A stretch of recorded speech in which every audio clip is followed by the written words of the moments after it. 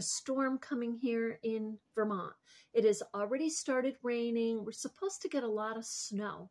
But seriously, in my opinion, because it's like in the 40s, I can't see that unless the temperature really drops. So this is kind of like the perfect day when it's raining out to sit and stitch. So I've had the pleasure to be able to sit and stitch this afternoon. And so I'm going to share first with you how far I have gotten. And then we're going to do a demo of some stitches. We're not going to do them on my quilt.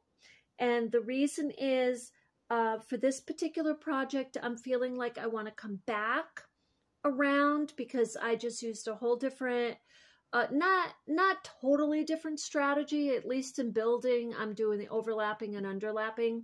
However, I usually come in and do my visible stitching like straight across after I do all my building and laying out and design. So because I'm not doing that and I'm not going to have over stitching, what I would like to do is I'm doing piece by piece here. I would like to then take a look at it and decide where to put my visible stitching or my sashiko stitching. So I'm going to put this down a tiny bit so you can see. So we'll start at the top because I want to show you one little change I did and what's so wonderful about Boro. And as you know, we started up here at the top. And some of you might remember specifically because of this piece being obscure, we had a few obscure pieces here.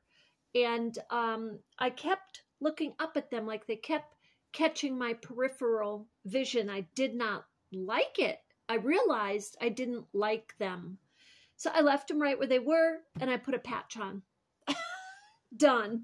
I like that much better. So anyway, I came all the way across on a number of rows. I got all the way across on a number of rows. 1, 2, 3, let's see, 4, 5, 6. So about 6 rows. But guess what? On this side, this is the right side. And I know in the camera it doesn't look like that. But on the right side here, you can see I have very little left at the end. So very little.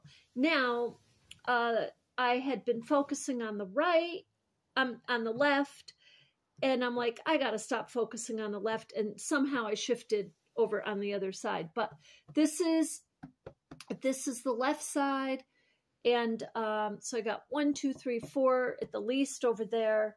And then when we get down to the middle here, I have about 1, 2, 3, 4, 5, 6. I have 6 over here towards the middle.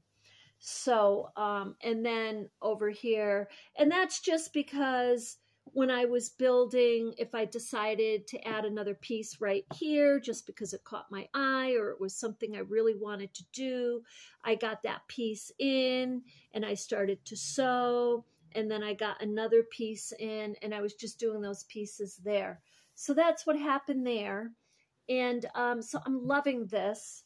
And what I'm thinking is Friday, we will probably be done with this. Maybe, because if we're all adding stitches, we may not be completely done.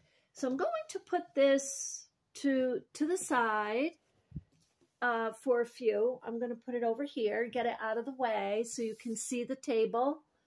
And now with that piece also, I stayed with pretty much 6 by 4, 7 by 4, 7 by 5, and pretty much like these sizes. And so this is just a scrap piece of fabric. I just pulled it out of my scrap drawer and figure I would give you some ideas to adorn, because I think some of you are ahead and you're at that point or you want to know about it. But when we're done with that completely, when I'm completely done, then we're going to come back and we're going to have a whole video on embellishing it, taking like pieces of fabric like this, you know, and stacking them within and around those squares or at corners, and talking about why, maybe what's catching our eye to do that. Now, if you're ahead and you want to go ahead and do that, I'm going to put the camera down and give you some ideas of some stitches. Now, these are very, very simple. And so, you know, we've been working the running stitch, and I'm just picking a couple of pieces here that are easy for you to see. So now with the running stitch, you can do a couple of things, right? You can do your running stitch. I'm just going to start out with some very simple things that people may not realize just how simple they really are to be decorative. So let's say we want to just kind of stay with the running stitch. It's almost like, I'm going to put this down a little bit more. It's almost like when you start with crochet. Some people just want to stay with their single stitch and they're just comfortable that way. So it could be with this too. Now with the running stitch, you can do a couple of things. You can, and these stitches, by the way, can get very complicated in the way of design. But you can you can make shapes. You can make a square. Like you could bring this all the way over and make a square, or because sashiko stitching is a way to design, or you can make steps. Now this is very super duper simple. And it may be like, oh my God, Carmella, that's not what I wanted. I wanted some embroidery. We'll get to some embroidery too.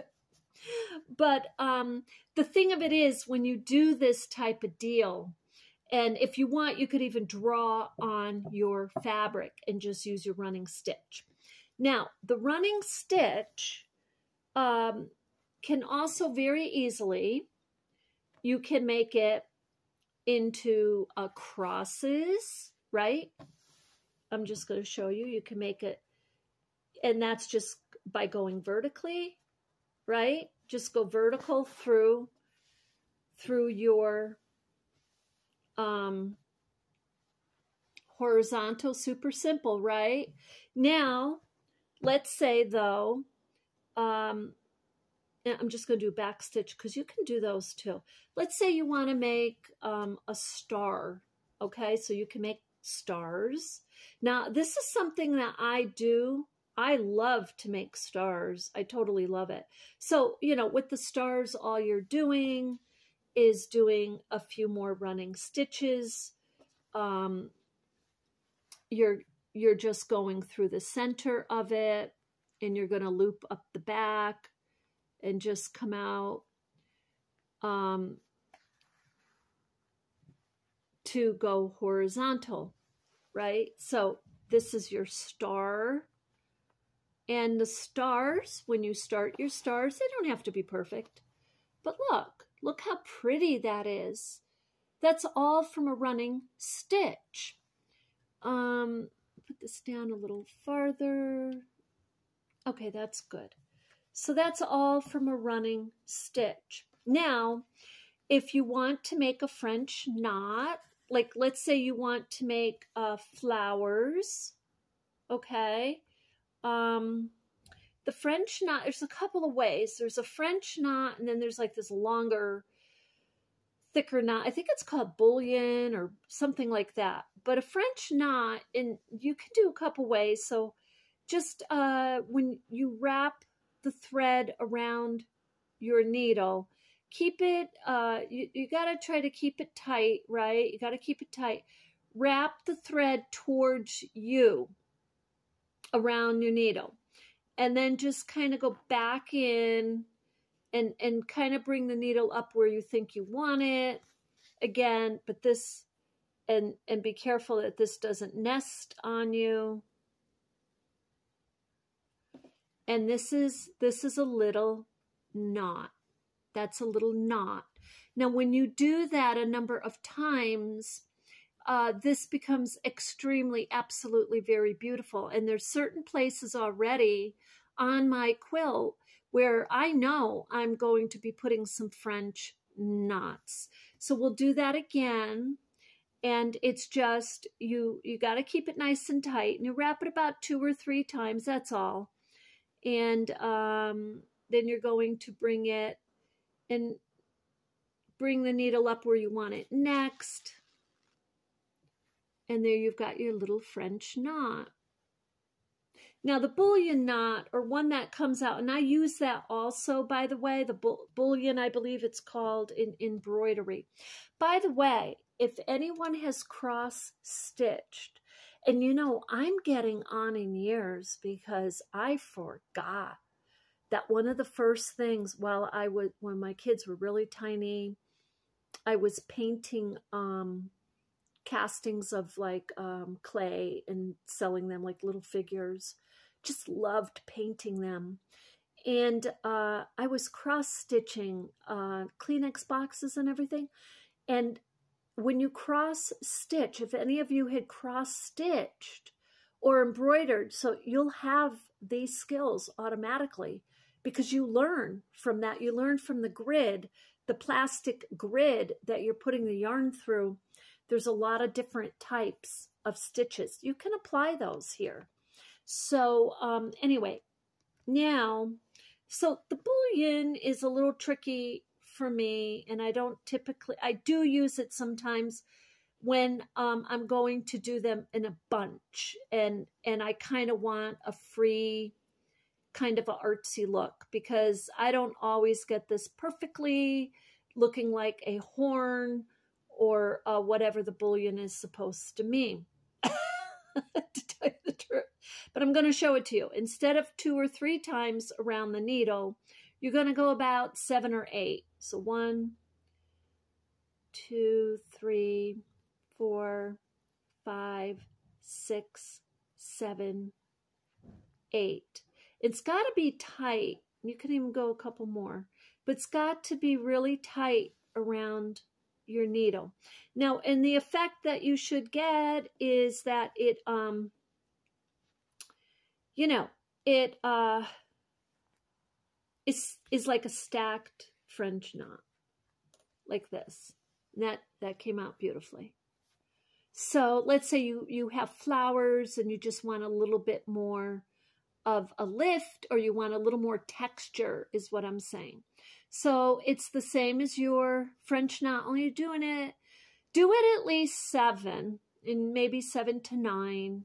And you can experiment around with it. So it's just a little bit larger. I don't know why they just don't call it like an extra French knot, but that's kind of what it is. So that's another thing you can do. Now, if you're looking at something for your sides here, and you don't want to just use a running stitch, you can use the whip stitch, okay, which is just going around like that. Super simple, no fancy anything with the knot. It's just simply just what it's called, a whip stitch. And depending how much you pull it, you can have it a little loose like that, or you can pull it tightly, and you know, have your edges come in a little, or whatever you want like that. So that's a whip stitch. Now I'm going to show you right with this because it's just the easiest way.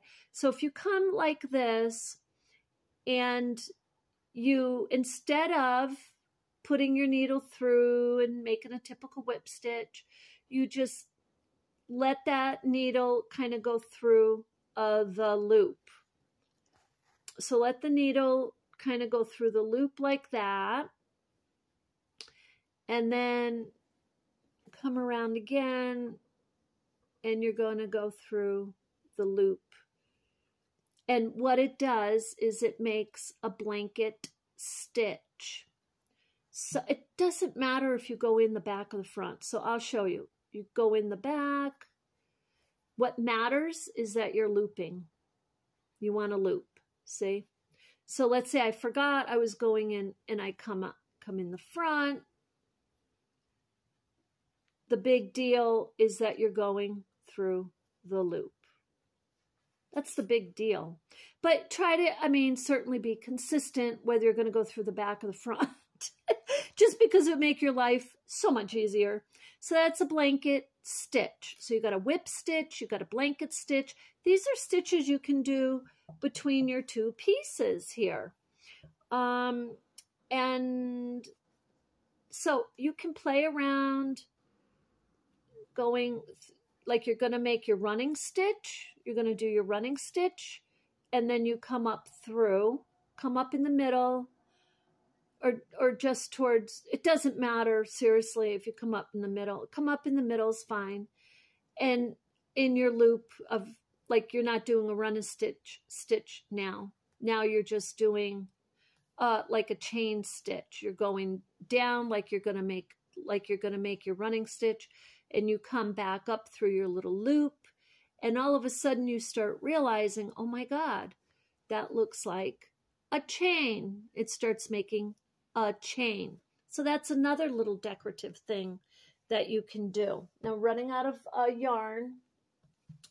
And so I want to show you one more thing here, just because it's kind of like a little tip.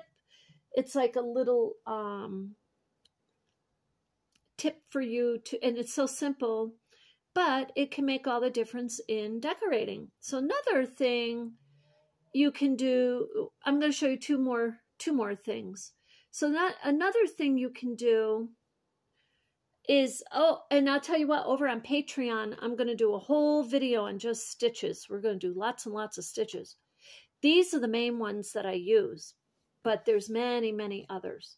So it's really improvising and playing around with them. So another thing you can do is you can play around with the length of your running stitch.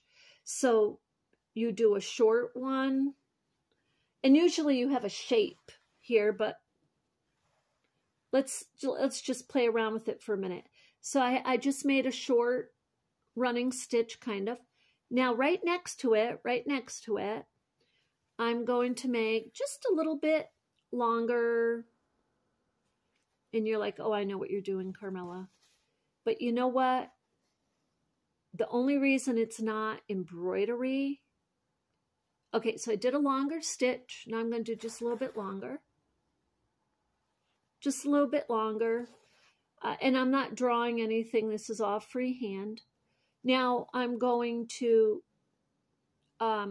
make one next to there about same size.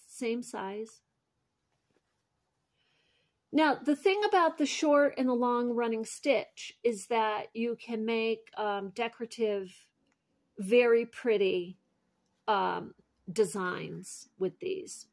So I'm going to come up and make this one just a little bit shorter, just a little shorter. And then the next one, I'm going to make a tiny bit shorter.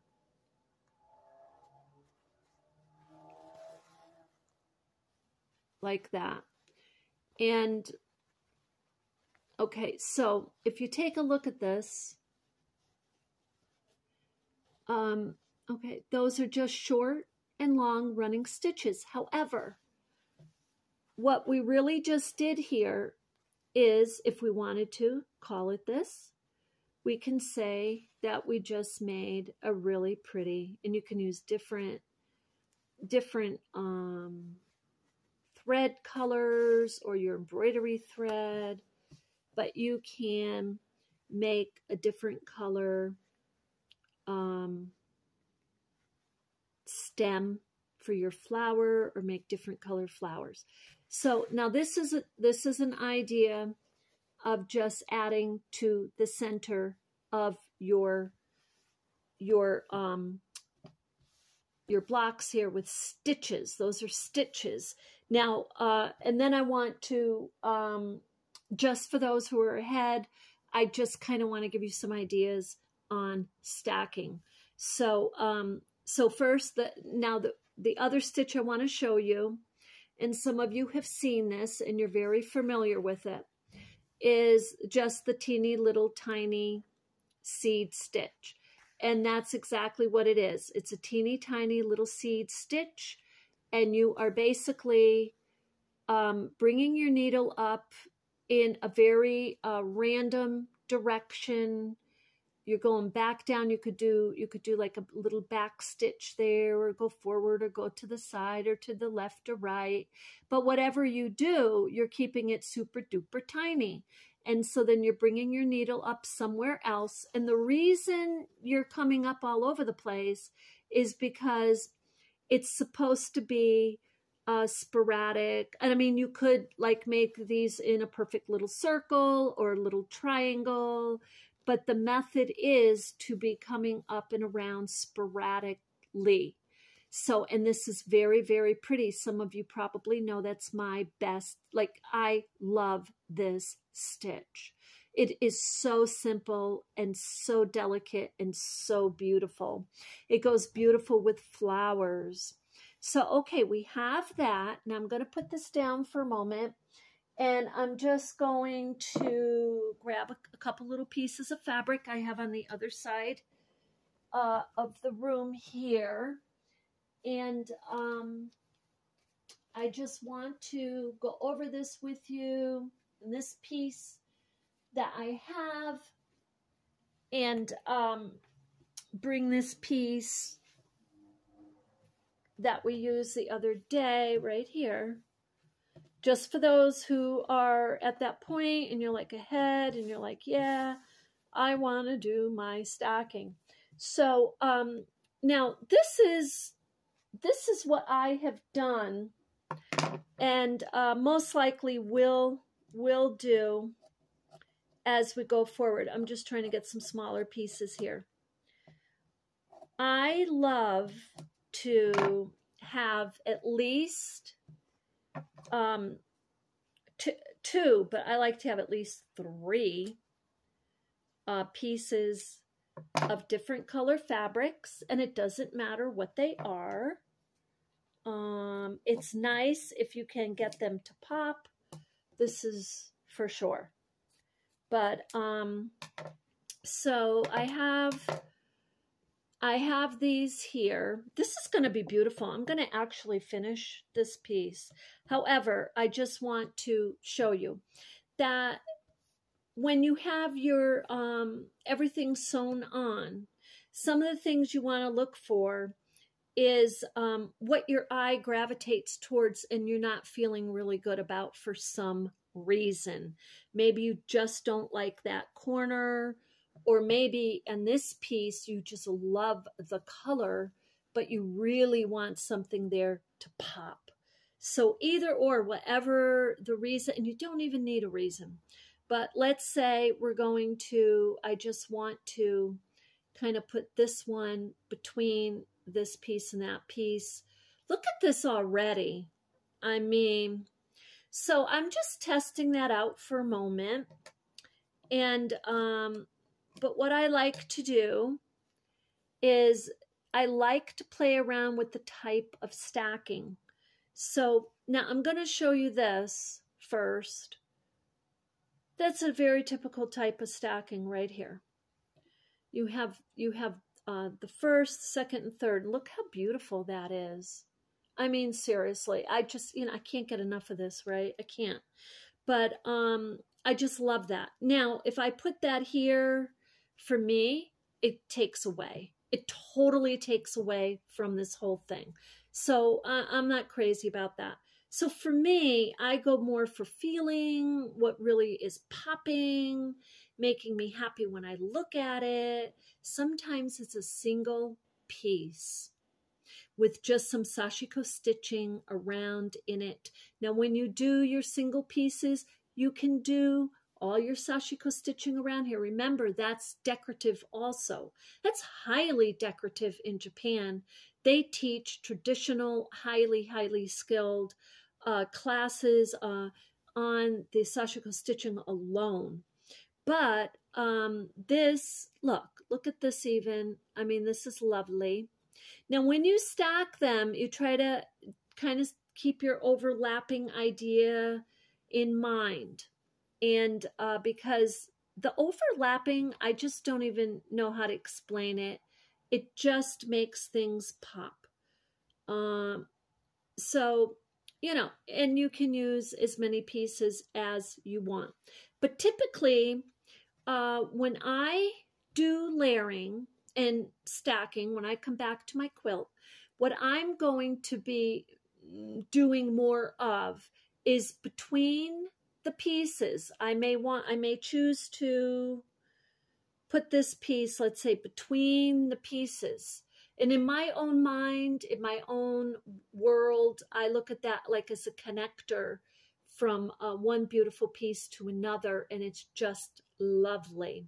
I do a lot of these. The other thing is I will look at a piece like that, and maybe I decide to put one little piece down in the corner and another little piece up here, or I want to put them both in the corner. A lot of times what is very normal for me is I will center a piece. I will center the piece. If it makes this pop, beautiful. And this is even very lovely. So that's just a few ways for those of you who are kind of at that point and you're like, yeah, I'm ready to embellish. I mean, there are so many ways that you can embellish your piece. If it's a wall piece and you want to paint it or put beads on it, go for it. I mean, this is Boro Inspired, but like one of the viewers was saying, she's like, I just love the multicultural idea. And that's what this is. And it's bringing your own creativity to the base of another method that was based in another culture. But how beautiful is that? I mean, you know, that's priceless. So with that, I hope that that helps. And I will see you. I'm supposed to go live Friday, by the way. I will be going live on YouTube Friday for Milton Artist Guild. However, we do have a storm that's supposed to be coming in for the next couple of days. So if it really is for a couple of days, I may cancel that. But however, we would still go live Saturday, you know, at 11 o'clock. So, but if we go live Friday, and we end up finishing or pretty nearly done, then we'll just use Saturday as a wrap up, you know. And if we don't get Friday, then we use Saturday as a workup. We'll figure it out one way or the other anyway. So anyway, you have a beautiful rest of the day, and I'll see you in the next one.